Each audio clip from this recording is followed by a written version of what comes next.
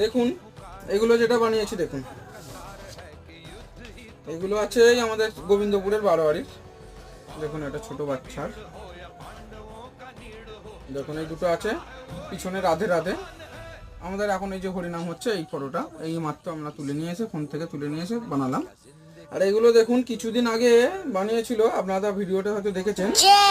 এটা হচ্ছে আরামবাগ, আরামবাগ ওই খানাকুলের ওই সাইড থেকে বানিয়েছিল। দেখুন এরকম গণেশ ঠাকুরের ফটো দিয়ে সামনে, আর পিছনে ওদের হচ্ছে ক্লাবের নাম, ক্লাবের যে লোগোটা হয়, দেখুন রাজা রামমোহন রায়, দেখুন এরকম।